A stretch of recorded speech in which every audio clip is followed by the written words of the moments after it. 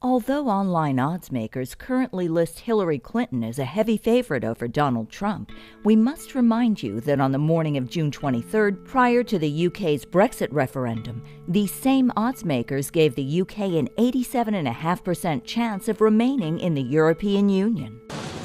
The British people have voted to leave the European Union, and their will must be respected.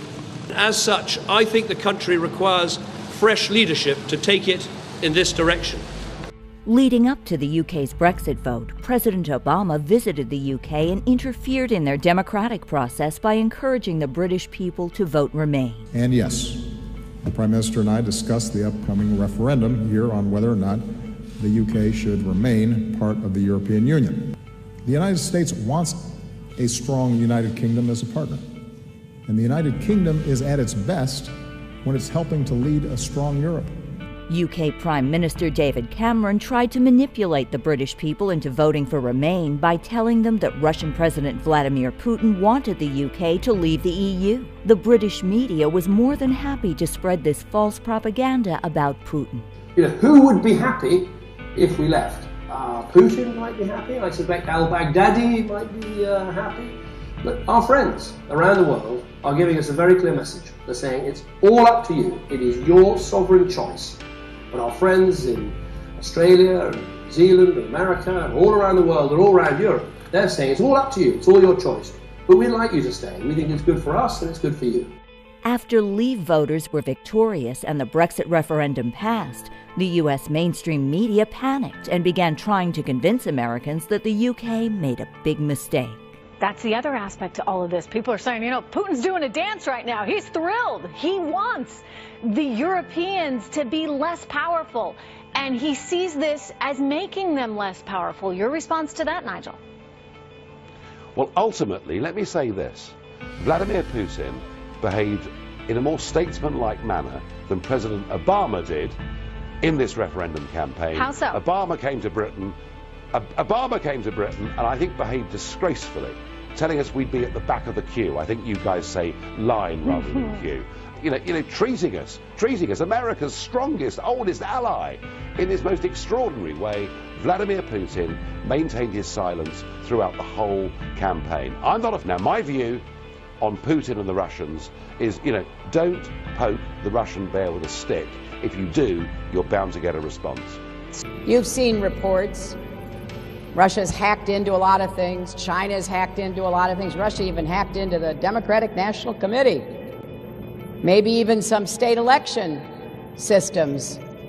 So we've got to step up our game. Make sure we are well defended and able to take the fight to those who go after us. As president, I will make it clear that the United States will treat cyber attacks just like any other attack. We will be ready with serious political, economic, and military responses. Hillary threatened to take military action against Russia and start World War III over her unproven claims that Russia hacked the emails of the DNC and the Clinton campaign chairman, John Podesta. Amazingly, the U.S. mainstream media has totally ignored her threats and how a vote for Clinton is a vote for World War III with Russia. Although the British people saw through the manipulative tactics of the UK political establishment and voted to take back control of their borders, Hillary Clinton is for open borders and is using her own propaganda about Putin to avoid admitting it. In a speech you gave to a Brazilian bank for which you were paid $225,000, we've learned from the WikiLeaks that you said this, and I want to quote, "My dream is a hemispheric common market with open trade and open borders." So that's the question. That's the question. Please quiet, everybody.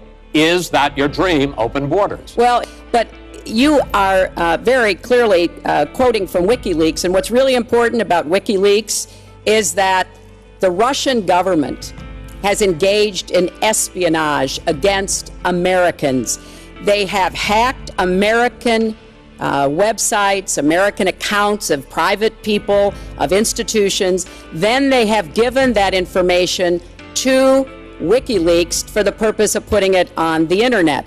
This has come from the highest levels of the Russian government, clearly from Putin himself, in an effort, as 17 of our intelligence agencies have confirmed, to influence our election. We've never had anything like this happen in any of our elections before. That was a great pivot off the fact that you want open borders, okay? How did we get onto Putin? The truth is, despite claims of Hillary Clinton, which get repeated as fact by mainstream media, there has been no confirmation by U.S. intelligence that the Russian government was behind the hacks or that Putin himself is attempting to influence our election. On October 7th, the Department of Homeland Security and Office of the Director of National Intelligence on Election Security issued a joint statement saying that they were merely confident that the Russian government was behind the hack because of it being, quote, consistent with the methods and motivations of Russian-directed efforts, unquote. Clearly, this was an implicit admission that U.S. intelligence has found no evidence to prove that it was Russia, and therefore it was purely speculating based on what it believes Russian motives to be. The statement went on to say that the Russians have used similar tactics and techniques across Europe and Eurasia, for example, but then failed to provide an actual example of such Russian tactics and techniques. Instead, it simply said, quote, to influence public opinion there, unquote, a meaningless statement designed to deceive readers. The only reason for U.S. intelligence to release this statement was to help the Hillary Clinton campaign and to manipulate voters into supporting her.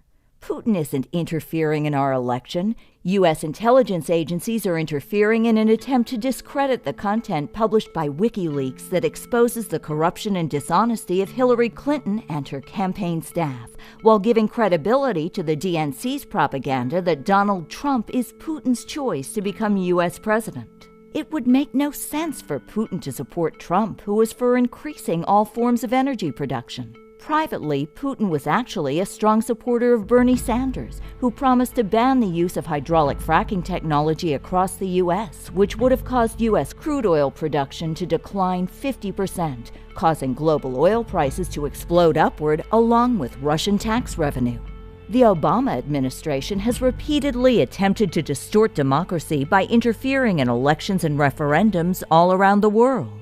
When a democratically elected Ukraine government rejected an EU association agreement and decided to instead form closer relations with Russia, the U.S. government took actions to destabilize the Ukraine government and back a violent coup.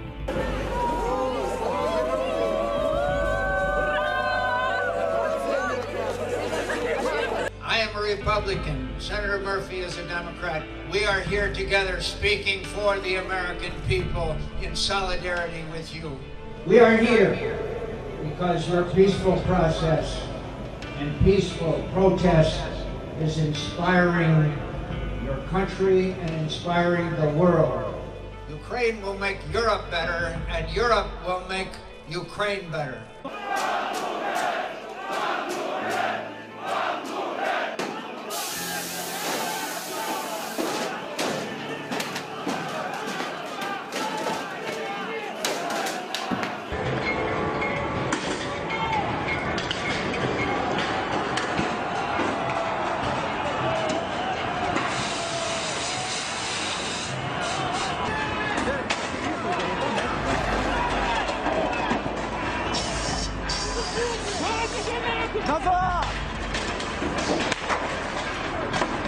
At the end of July, Donald Trump made the following comment about Putin in regards to Ukraine. He's not going into Ukraine, okay? Just so you understand. He's not going to go into Ukraine. All right, you can mark it down.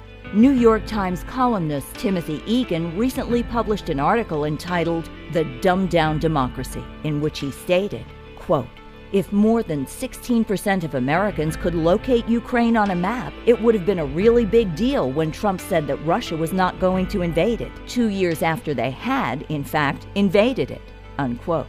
Egan's statement exemplifies how far the U.S. mainstream media has fallen, and how the arrogant elites in the media openly mock the American people while protecting the status quo to the benefit of the Washington establishment. Similar to how the media constantly spreads false and misleading propaganda about Trump, practically everything that Americans have learned about the Ukrainian crisis from the media has been a total lie. The Russian invasion of Ukraine was complete fiction. I'm here to find out the truth behind Crimea because I heard that in Crimea there's no food. Yeah. There's this huge line over here, and I'm, I wonder what it's for. Hey, can you ask, what's this line about? Это очередь на получение медицинской страховки. Восторжествовала историческая справедливость, и Крым стал российским, и все мы теперь россияне. Мы получим бесплатную медицинскую страховку. Товарищи, идет американская съемка, так как идет пропаганда в Америке о том, что у нас стреляют, нас тут убивают. Товарищи, покажите российские паспорта. Покажите все, пожалуйста. Все, пожалуйста, покажите, что российские паспорта. Я такая счастливая, не только я, все. До сих пор понять не могу, что мы в России. Вот здесь понимаю, здесь не понимаю, потом наоборот, здесь понимаю, здесь не понимаю. В общем, счастливые, как дураки. Поняли, да? По-английски я не могу. Ну, действительно, что там говорить. И слезы были, и все на свете. Trump has recognized the establishment's demonizing of Russia as dangerous and sees it as a push towards nuclear war. It reminds him of the build-up to the Iraq War and how any Americans who spoke out publicly against it were ridiculed and ostracized.